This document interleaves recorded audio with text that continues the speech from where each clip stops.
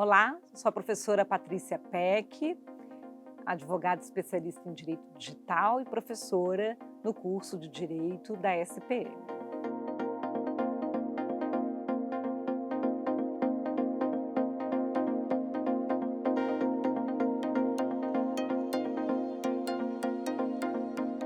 Com toda certeza, o direito acompanha a evolução socioeconômica da sociedade.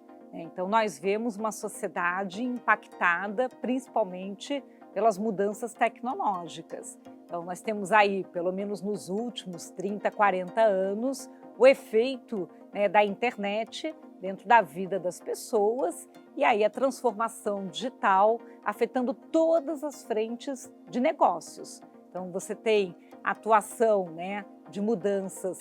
Pode ser na saúde, na parte de medicina, que é a telesaúde, com relação a transporte, com os aplicativos, as plataformas. Nós vemos mudanças na própria educação, com o ensino à distância, e aí com todas as demais atividades. Eu acho que a parte financeira, já que todo mundo hoje faz um Pix, quem é que não faz?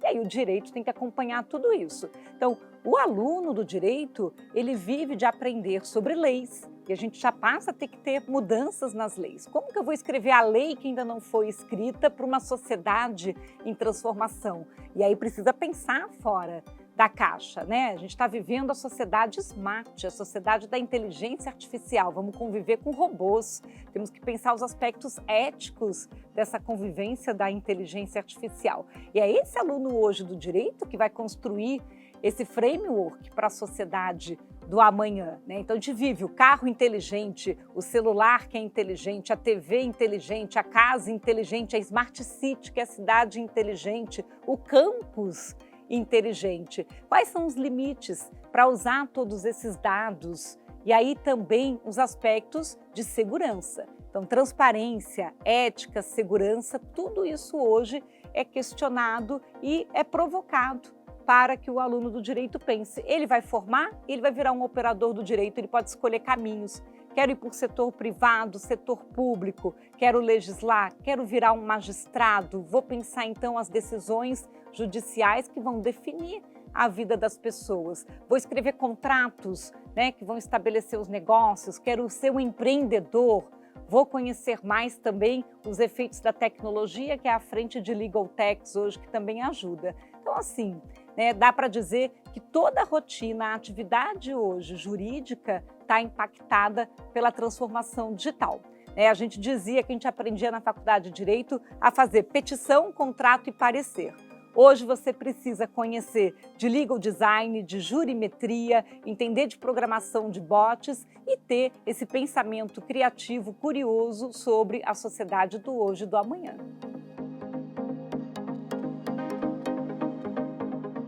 Eu gosto muito de enxergar o direito passando por processos evolutivos. Como ele acompanha a evolução da sociedade, gosto daquele gráfico do Schumpeter, dizendo assim que a gente evolui na sociedade em saltos. Então, quem quiser acompanhar e olhar, e aí a gente vê, de fato, assim, quando eu até gosto de comentar que o direito digital é o upgrade do direito, é o direito de uma sociedade digital. Ele não era só ali uma vertical, ele é horizontal, ele afeta todas essas frentes de estudo, como dito. Então, na hora em que nós pensamos ali aquela visão do Schwab, que ele diz que a sociedade está 4.0, economia 4.0, então traz o direito 4.0, porque ele vai acompanhando evolução socioeconômica. Se a gente pensa aquela sociedade dos aplicativos, a uberização do trabalho, quer dizer, como o direito vai refletir essa mudança de um trabalho hoje que está híbrido, que está de qualquer lugar, que nós vamos pensando como que eu adequo essas relações de trabalho. Isso tem um efeito direto dentro das questões jurídicas. E a gente não vai parar por aí. Se hoje o direito está 4.0, pela sociedade 4.0, em que a gente empoderou esse usuário, que hoje ele posta conteúdos, isso trouxe temas como herança digital, você ganha dinheiro nas plataformas, entre outros. Imagina o para frente. Acho que essa provocação do olhar, vamos ter depois o direito 5.0, 6.0, quer dizer, a sociedade está dando esses saltos conforme acompanha a tecnologia. Isso gera o quê? estado de incomodação.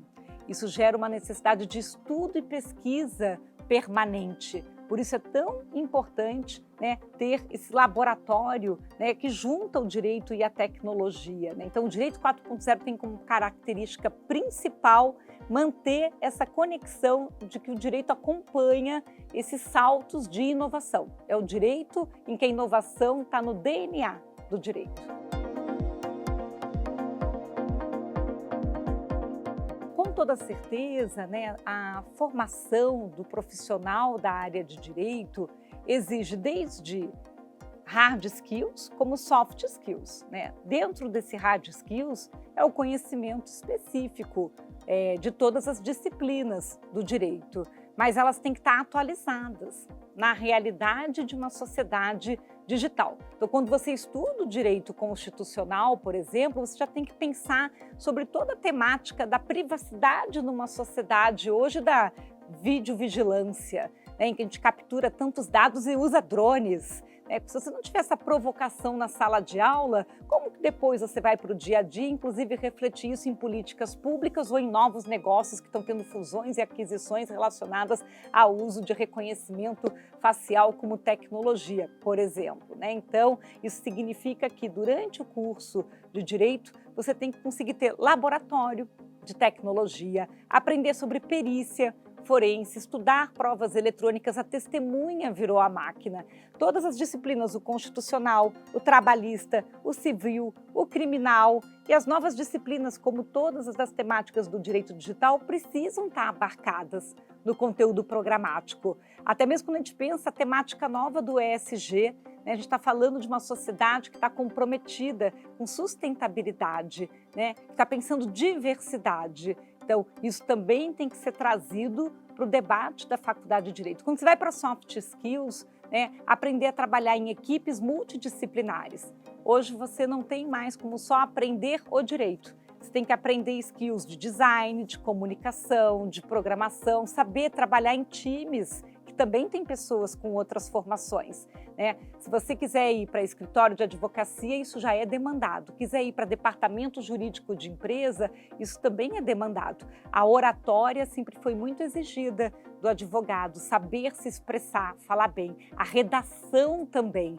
E numa sociedade mais audiovisual, a nossa capacidade de conseguir imaginar que o direito vai se expressar em interfaces gráficas. Hoje a gente faz infográficos para o juiz entender um caso. Não é só um monte de parágrafos de texto. Então, como é que eu vou representar aquilo de uma forma adequada, uma linguagem clara?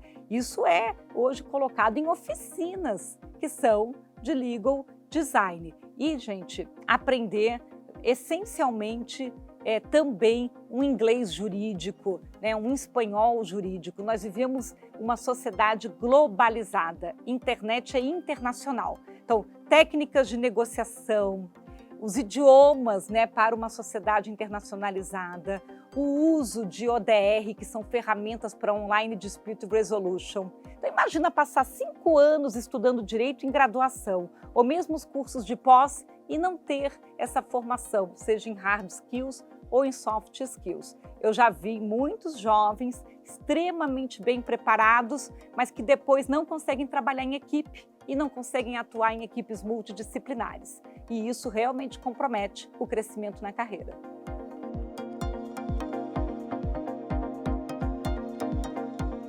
Hoje você tem cientista de dados, você tem engenheiro, você tem designer, você tem o profissional especializado em cibersegurança, você tem o profissional especializado em proteção de dados, né? A nova legislação de proteção de dados trouxe uma figura nova, que é o encarregado de dados, que é o DPO.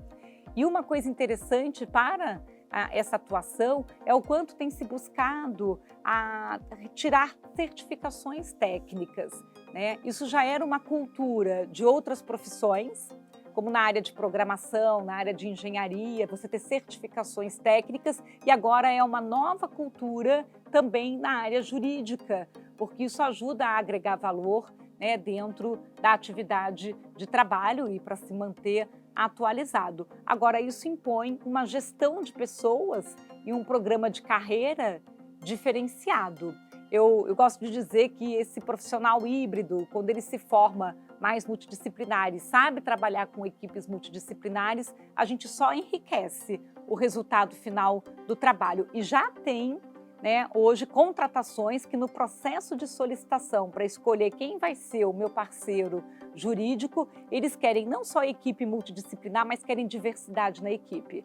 Não querem mais aquele tipo de escritório, só de um tipo de formato, que só tem sócio homem, que é todo mundo do mesmo jeito. Eles querem, sabe, multidisciplinaridade e diversidade. E isso é requisito de contratação de bancas jurídicas para muitos dos fornecedores, especialmente empresas hoje com metas relacionadas à ESG.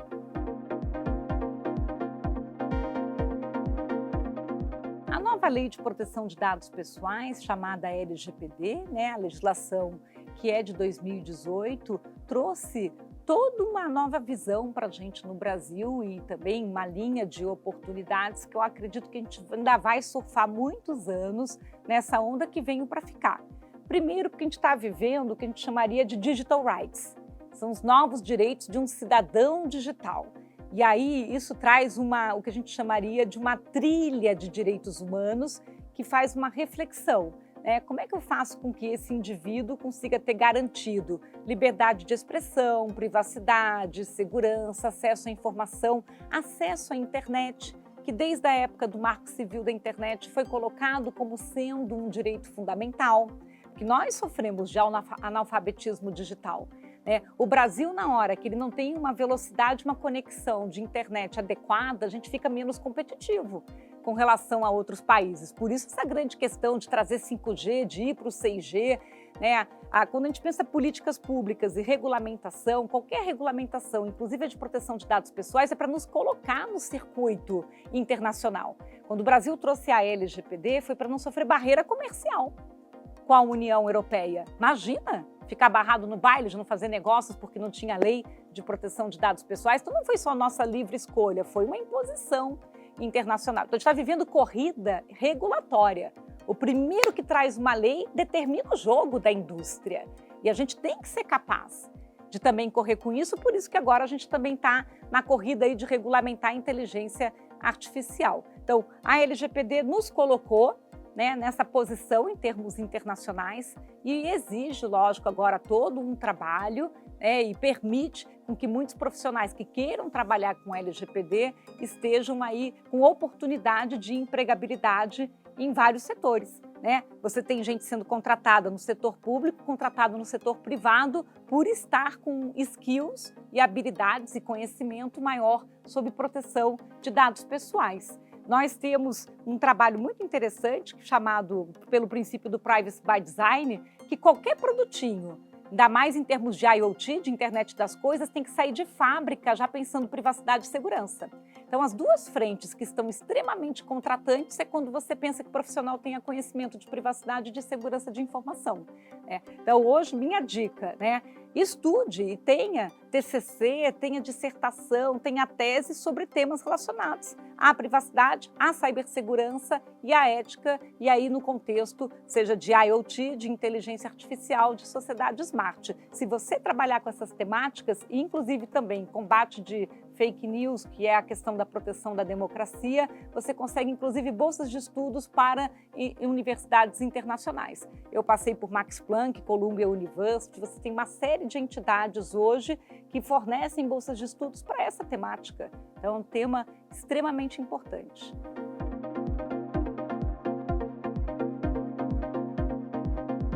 Pensando o direito para frente, nós vamos debater mais a questão do contexto do direito, como ele vai enfrentar o contexto de metaversos, Então, nós estamos dando mais um salto nessa realidade de convivência nesses espaços digitais e a gente quer tentar evitar erros que a gente já viu na internet como a gente conhece. Então, as situações de o que afeta marcas, como é que eu protejo marcas, como é que eu protejo direitos autorais, o problema dos crimes, como que a gente tem proteções patrimoniais, como que a gente garante que alguém não vai sofrer golpe. E se a gente fica pensando só nacionalmente, nas leis locais, a gente vê como que é difícil. Se não tem colaboração também dentro das plataformas, como que é difícil? Como é que eu garanto mais a identidade digital desse indivíduo, um padrão único de identidade que pudesse ser consultado em nível global? Então, acho que esse direito está mais internacionalizado. Quando eu fiz a minha tese de doutorado, fui no departamento internacional, né, ali na Universidade de São Paulo, já pensando que a gente teria que usar soluções mais dos tratados internacionais. Talvez a gente tivesse que evoluir mais em tratados internacionais. Se o tema da proteção de dados fosse tratado internacional, se a inteligência artificial fosse tratado internacional, talvez isso fosse uma solução melhor. Mas não só isso, né? Será que teríamos que ter corte internacional? Tribunal internacional para causas dos assuntos de direito digital? Para algumas temáticas, às vezes quando a gente vai discutir marca e domínio, a gente até consegue levar, né? A gente tem entidades, organismos que poderiam trabalhar isso.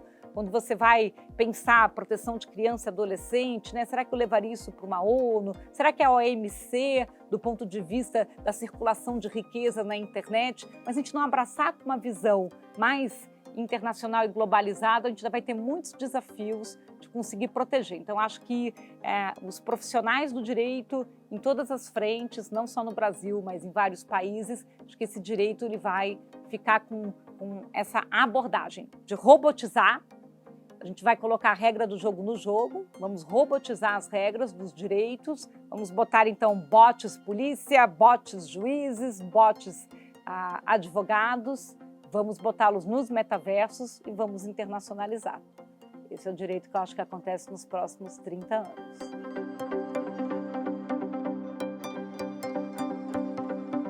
O direito ele tem que ser contemporâneo com a sociedade que a gente está vivendo. Os estudos de caso que a gente leva para a faculdade, em todas as matérias, tem que estar dentro daquela época. Você não pode ter um professor que fica apresentando casos só de Tício, de Roma, numa sociedade digital.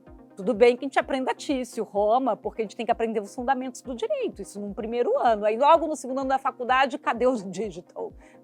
Cadê a sociedade que está vivendo as situações todas do NFT, da blockchain, do cripto? Você não pode não ter isso em estudos de caso dentro da faculdade. Eu acho que essa que é a grande lacuna que a gente vive na faculdade de Direito hoje, que precisa estar com a grade sempre atualizada com o momento da época, a antena da raça.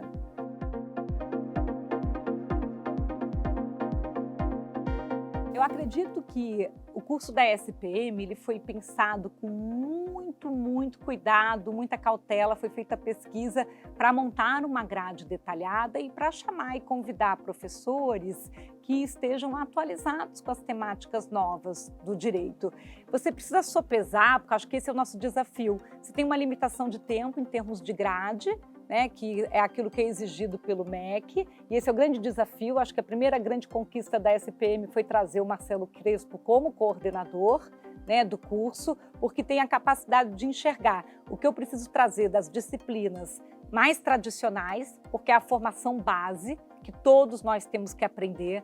Os princípios do direito estão aí, a gente não vai mudar, né? Mas como que eu faço a ponte para trazer a origem do direito, né, seus princípios que a gente precisa aprender e conectá-los com o que existe de ponta e mais atual e usar o que a SPM tem de melhor, que é justamente essa química de juntar o direito com tecnologia, com negócios, com comunicação, né? Então, as necessidades de cabeça, de visão multidisciplinar, de poder ter laboratório tecnológico e de poder ter essa experiência com um grupo de professores que tanto tem a bagagem, né, histórica da experiência do direito tradicional, como também tem a visão do para frente, do para onde vamos. Acho que isso que fica de diferencial.